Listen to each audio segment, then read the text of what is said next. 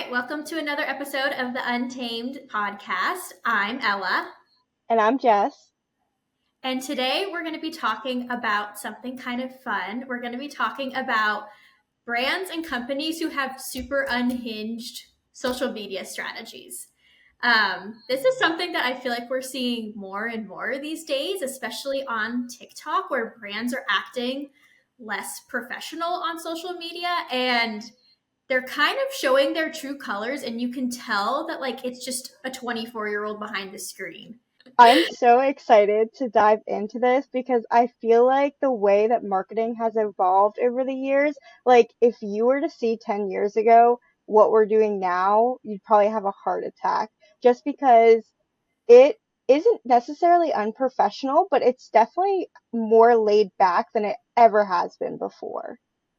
No, literally. And it's something that even like I'm 25 years old. I'm like kind of right on the cusp of like millennial and Gen Z. Um, but even sometimes when I see some of the things that these companies are doing, even I'm like a little shocked. Like it's not the social media that like I know.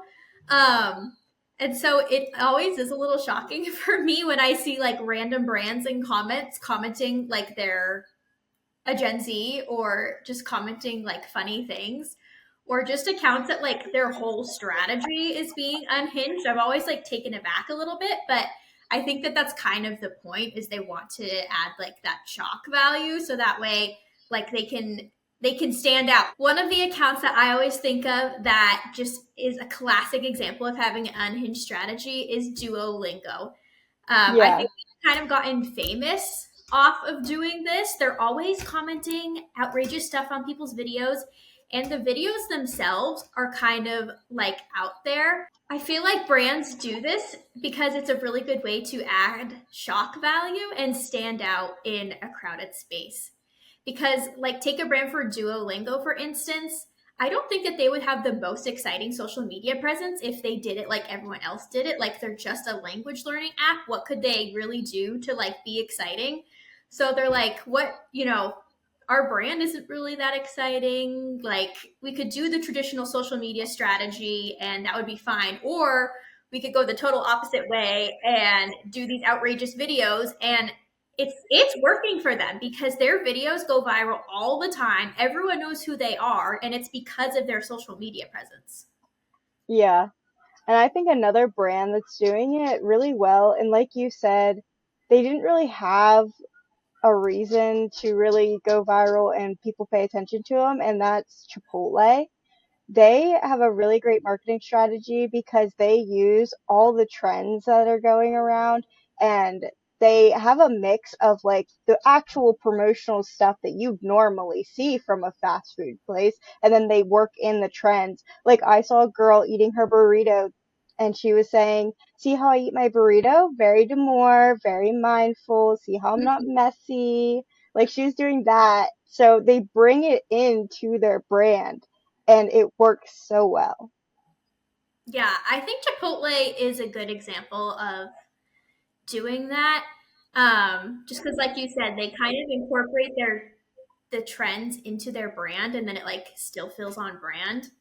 But I just feel like Duolingo took it to a whole other level because I feel like some of the stuff that they post isn't necessarily like promoting their app necessarily or Yeah, their brand presence. Like the point of it is literally just to like be unhinged. yeah. So I do Well, feel yeah. like there's like levels to it that you see of the And I unhinged. Yeah, and I think whenever people see that, they're like, I would have never got on this app before, but now that I think that they're funny, I'm going to use it type thing. And Yeah. I've seen like a lot of TikToks that are like, Duolingo has a streak. So if you do it every day, you get like a streak, kind of like Snapchat. Mhm. And so a lot of TikToks I see are about people having their Duolingo streak. Like they have to say like a sentence in a different language or something a day for it there to gain a streak. Yeah. Yeah, another brand that I think does kind of like what you're saying, like some of their stuff, they incorporate trends, but some of it is more like on brand, is the Paralympics. And when I tell you that some of the videos that I've seen are, they're not as like directly shocking as Duolingo, but some of them you're like, oh, is this okay? Like, like they'll kind of Yeah, use like weird sounds or audios where you're almost like, is this really the Paralympics main account? And then you go yeah, to it and you realize that it is. And I think that strategy has got me several times because I've seen several of their videos. I'm like, is this the real Paralympics account? And I go and check, and it's the real Paralympics account, and they're the ones putting out these videos. And it's making me go to their account and watch more of their videos. So, kind of an interesting strategy. It's definitely a little bit like edgy and iffy, I would say, because it's kind of in a realm where it's like you don't want to make fun, but it's like yeah, almost doing that. And so you yeah. like go to the comments immediately, you check the page immediately, and I feel like you just want to see what other people are thinking too. Like, are other people feeling like this content is a little edgy, or is it just me? Yeah, it's definitely walking a tight line between is this ethical or is it just weird to be posting as a brand? But I think it's funny whenever you go in the comments and like you said, you're kind of validated with other people thinking the same thing. Like, oh my gosh, I can't believe this brand, like this is their account type thing. And then it's also funny whenever you kind of disagree with what the brand's doing and then you go in the comments and you're also validated in that and they're like, why are they posting this? I feel like that happens on a lot of videos. Yeah, so true. Whoa. Yeah, so true. And I feel like that is part of the strategy because anytime that a video can get you to go to the comments and you're just binging through the comments and that video is playing on a loop in the background the whole time, like that is key. And that's a really good strategy, especially like if the video is a little bit shorter. So that way it's just constantly looping while you're reading through all the comments. Yeah, That like how I do social media. Like I love reading comments. I love going to comments. Whenever yeah. someone checks off their comments, I feel like betrayed almost because I'm like, I can't see what other people are thinking and I can't see if they're thinking the same thing as me. Why would you shut off the comments? That's funny because whenever I see someone shuts off the comments, I'll go to the rest of their page and I'll look at either the video before or after. Sometimes they only shut off the comments on that video. So other people like me will go to the before video or the after video and comment on there and talk about the other video on this other TikTok, if that makes sense. No, But sometimes they completely cut them off and you can't see anything, which is no fun. I literally saw that the other day. I think that there is I think it's Alex Earle. Let me see. Have you heard about the Alex Earle scandal happening right now? Yes, I have. Yeah. So I She put guess out a Instagram story. Was it Instagram? And a lot of people were upset that it was only for like 24 hours. They're also saying that she's just like pushing the blame to whoever gave her that advice, like her PR team, basically. She's blaming them for not saying anything, which hasn't done her any good. yeah, I honestly haven't looked too much into it. I just know that like people are mad at her right now because every single video that I see of hers has just like comments under it like about the situation. So Yeah, even if you shut off a specific video and like a specific video that are going to attract the comments, people will just go to your other videos and comment the same thing. yeah. I know our name for this podcast was going to be Unhinged, social medias. And I think this honestly goes into it and it's great to talk about because it is something serious and does involve PR. But basically, Alex is saying that her PR team told her to keep quiet and they went as far as trademarking I don't know if you had seen the Ask FM messages, but they have trademarked the Ask FM messages. So someone on Twitter, or not Twitter, someone on Reddit went and put the screenshots of these messages on, and they basically reached out to them and were like, this is trademark content, you Yes, can't I use saw this, blah blah blah. And that's whenever people got really upset, whenever it was made known that she was now trademarking it. And people got so upset because they're like, you didn't just ignore it for a month, but you also trademarked your racist comments. Like, that is very messed up. And then that's whenever she finally came out with the story and said, hey, I'm going to acknowledge this. I got some advice. It was ill-mannered advice, but it wasn't supposed to be harmful or something of that ordeal. Basically blaming her PR team. But also, she made it a 24-hour story that goes away, and she has been posting like normal again. So whenever that story's gone, her apology for it and her acknowledgement that she did something wrong is gone. And she posts like 5 to 4 times a day. So like, it's like you could have kept an apology video up. You could have done a little bit better.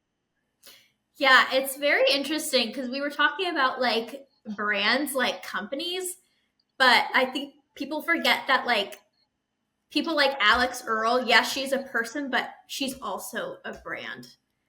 Oh And yeah, 100%. Yeah. yeah, so when like stuff like this happens, um, I feel like people have a hard time separating the two. I don't know. I don't know what it is, but I think that I don't know where I'm going with this.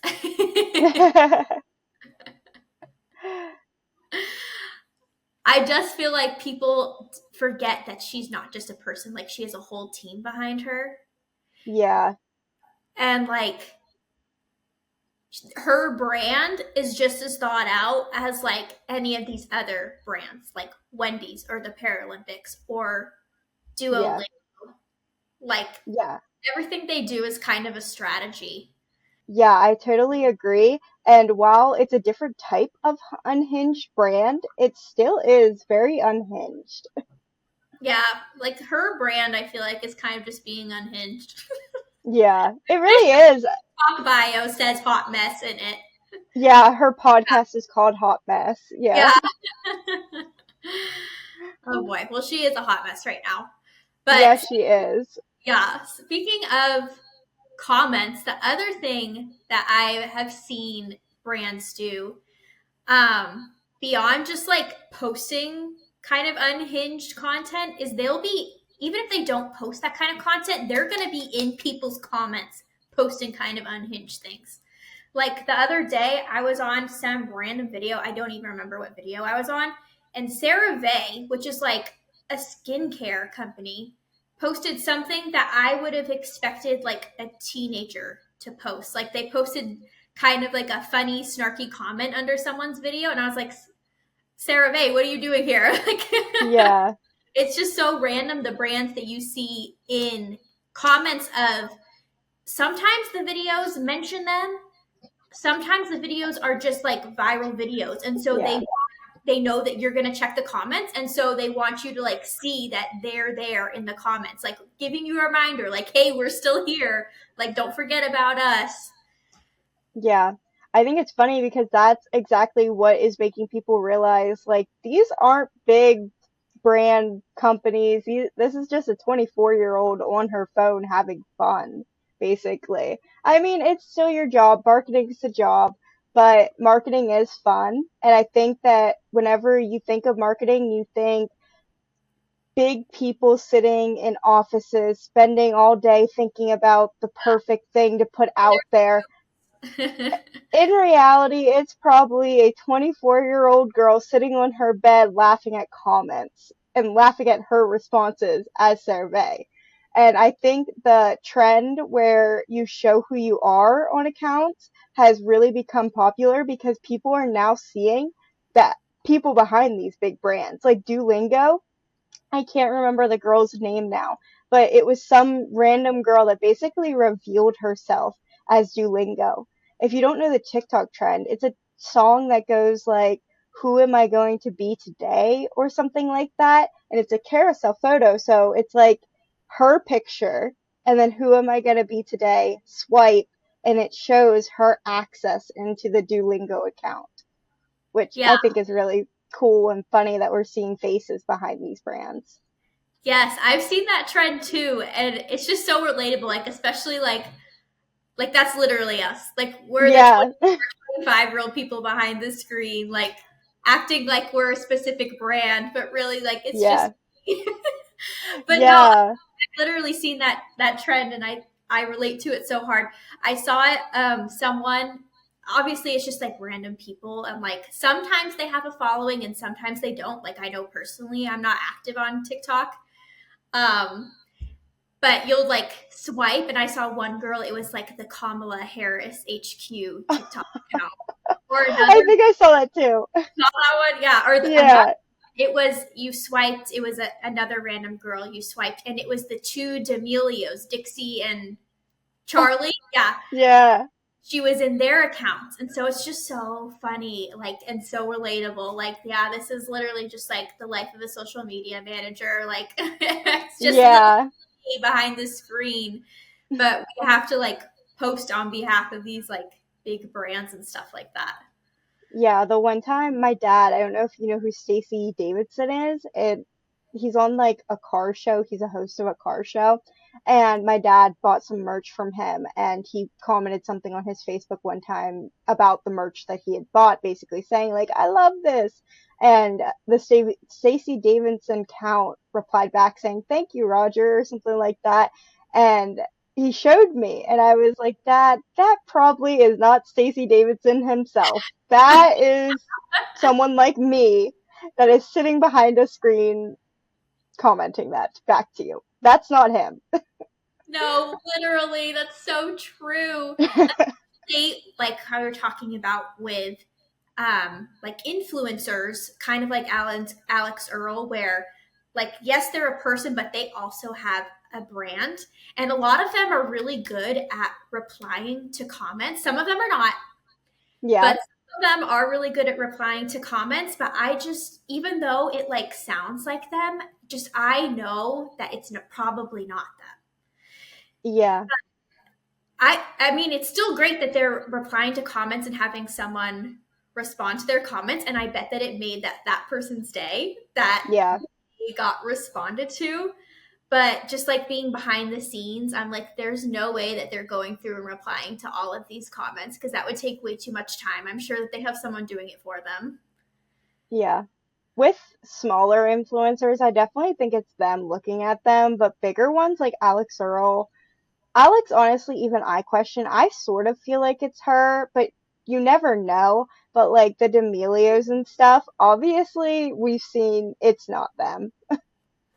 Yeah, even if they, I'd be interested to see how it works with some of these big influencers because obviously they are still very involved in the content. Like a lot of brands that we deal with personally are companies, so they're not super involved with making the videos because like they're not on camera, we're just making it for them.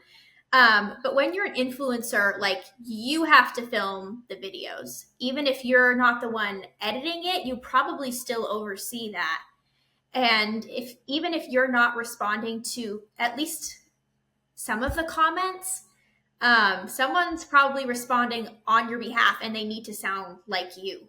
So it's very interesting. Like there's one level of like embodying a brand like what we do for most of our clients where they're like company and we just kind of learn like the tone that they want to respond us with or that they want us to respond with, um, and like their voice and things like that. But then there's like a whole other layer where it's like you have to be on someone's team who is like an actual person and you need to sound like that person and create content like that person. So that way people don't feel, because I feel like that's the key, is people need to not feel like influencers have a team. They need to feel like it's just them posting behind the screen. Otherwise, it kind of like ruins the experience for people.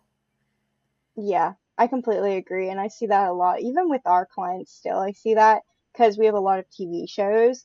Those I feel like it's obvious that we're not actually part of the TV show, like we're none of the characters type thing.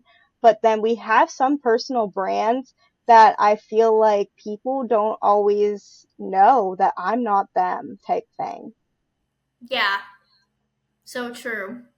And that sometimes we still do, like as a social media company, if there's a specific question, we'll go to that client and we'll say, how would you answer this? Or we'll come up with like an FAQ um, guide with them. So that way, like we can answer things on their behalf in like the way that they would want us to answer.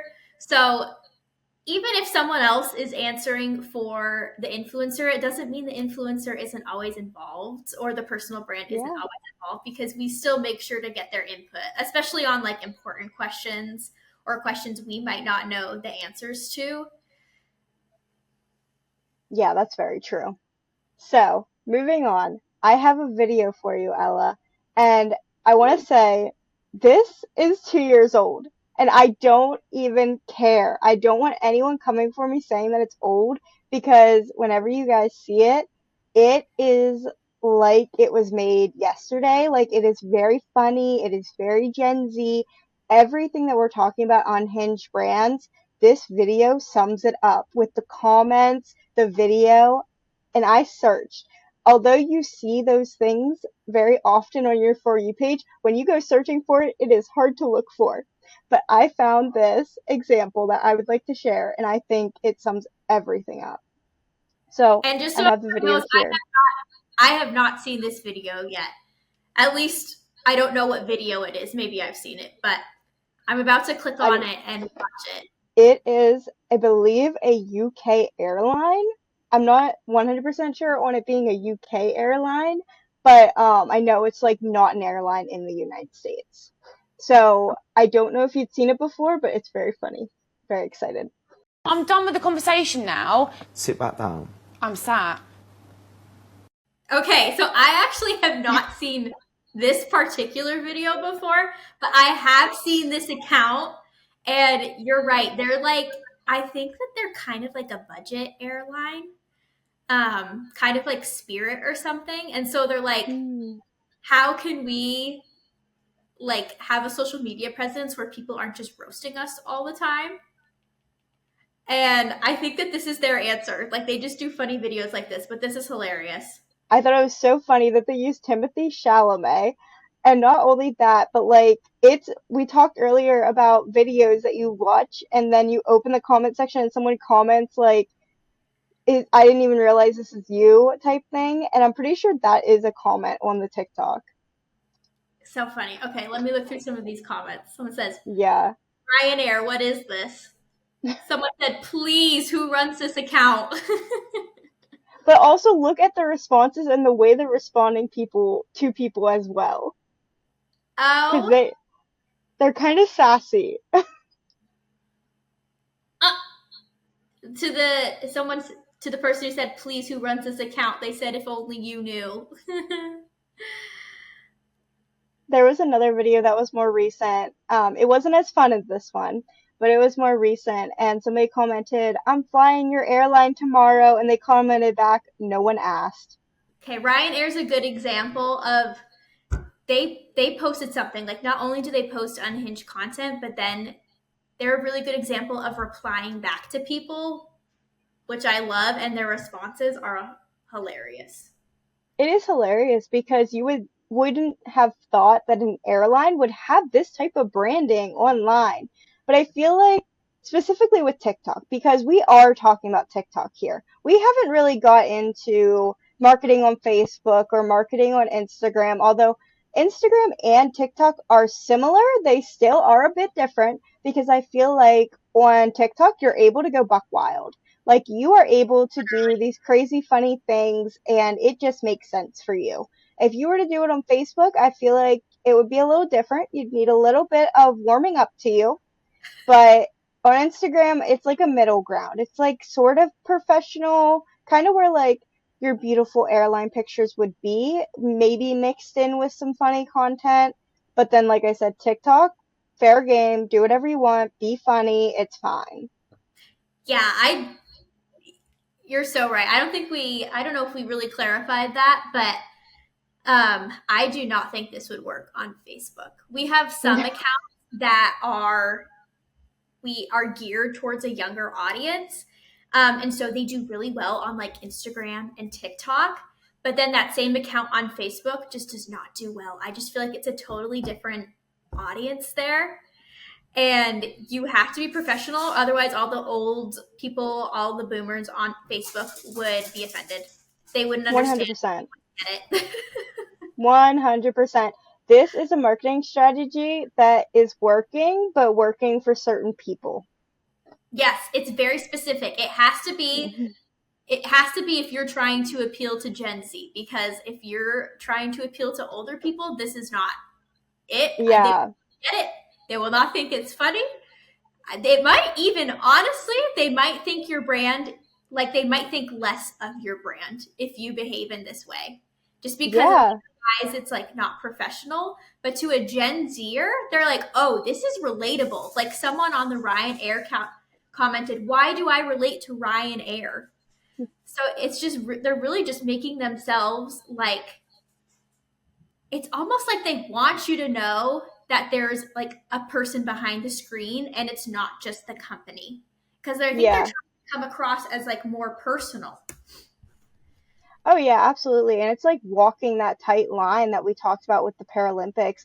Like, there is a point where you are appealing to one type of audience and you have to weigh out, is it worth it to make this audience happy to potentially lose this other audience? That's a decision that has to be made whenever you're talking about doing strategy that's unhinged and more personal like this. Yeah, now that you've said that, let's kind of get into the nitty gritty. And that is, as social media managers, is this a strategy that we recommend? Do we like it? Do we not like it? What do you think?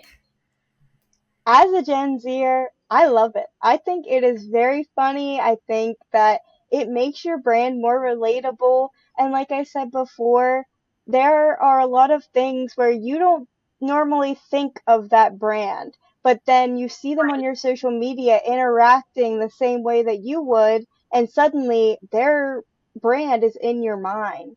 So I think it is effective. The Facebook and losing the older generation, like I said, you have to toggle with that, whether you think that um you have to toggle with that, whether you think that demographic is good for your brand or if you care more about bringing in the younger generation. And that just all, again, goes back to what is your brand and what do you want from it. If you want Gen Z, I say 100% go full fledged, be funny, do what you need to do to get your name out there and to get yourself in people's minds. What do you think? Yeah, I agree with that. I kind of still struggle with it a little bit though, because I don't know if, like, as a social media manager, say a brand came to me, like, not not like a comedian or something, but like a brand like Ryanair or a brand like Duolingo, and they came to me and they said, "We, can you run our social media? What should our strategy be?" I feel like I would have a hard time sitting in front of executives and being like, listen, this is what I think you need to do. I think you need to just like be totally unhinged, and let us act like ourselves on your account on behalf of your brand. I I feel like I would have a very hard time presenting that and saying like this is a legit strategy. But at the same time, it is a legit strategy because, like you said, it is working. And a lot of these brands that Gen Zers may not have cared about before, like Duolingo or like Ryanair, they care about and they're going to follow these companies and they get that brand recognition, they get that name recognition, and that eventually is going to pay off for them. So I don't know. I still feel conflicted about it, but I will say that I feel like for certain brands, especially on TikTok, like if your goal is to grow on TikTok, especially with a Gen Z audience, then this is a very valid strategy for you. And it might feel different than what you are used to seeing and how social media used to be. But you also have to keep in mind that, like, social media isn't even the same as it was 5 years ago. Like, we can't always just be averse to change because, like, that's the way it's always been. If stuff is working, that's our job to recognize that and to apply that where we think it makes sense. So I don't know. No, that was said perfectly. I love that. And you're so right. Social media, honestly, it took a huge shift in 2020. And what we've seen since then has been so much more personable. And it, like you said, it's about rolling with it. You got to go with it to do what you need to do because even though you're used to sticking to the same thing because that's what you know, the same thing that happened in 2010 isn't what's happening now. Yeah, it's so true. I mean, yeah, social media has changed so much. TikTok has changed so much. Everything has changed so much. It's Yeah, changing all the time. And that's our job as social media managers. Like, hey, this is something that we're seeing is working. Should we maybe think about having some of our clients do this? And I think that that would be um, a tough persuasion. Like, I don't know how I'm thinking of some of the clients we have right now, and I'm like, yeah, would they go for this? I don't know if any of them would. But, I don't really think any of them would. but But we have an older demographic for clients, so that's different. Like I said, age definitely it's a matter. yeah, for sure. And at the end of the day, you do have to think about like what is best for your brand, and what your goals are specifically and who you're trying to appeal to. So obviously take all that into account. But stepping out of my social media manager role and just into like the roles of someone who uses TikTok and like a consumer, I would way rather see a brand that's having fun with their content and is like relatable to me than a brand that's like doing the same thing that everyone else does. Yeah, I completely agree. And this is a talk for another time, but I truly think TikTok changed the game for everyone and for social media Oh, yeah. completely. Yeah, TikTok changed everything. And that's why I think whenever we jumped into this, our minds automatically even went to TikTok. Like we didn't discuss Facebook and Instagram until later in the conversation. It was because we realized, oh, there are other platforms. I know. We could seriously do a whole other episode about Yeah, how TikTok changed the whole social media space. But yeah, TikTok is just like its own little weird planet. But I love it. I love TikTok. It's my favorite social media platform for a number of reasons. Again, we could do a whole episode about this, but part of it is because of stuff like this. yeah, there we go. We have our next episode. Maybe not the next one, but we have another topic to add to the list. Yeah. Keep an eye out for that. Okay, well, that was everything about Unhinged Brands on TikTok specifically, what we feel about that, what they're doing, and overall, we just love it. So, thanks for tuning in to another episode of the Untamed Social Podcast, and we'll see you in the next one. Bye, guys.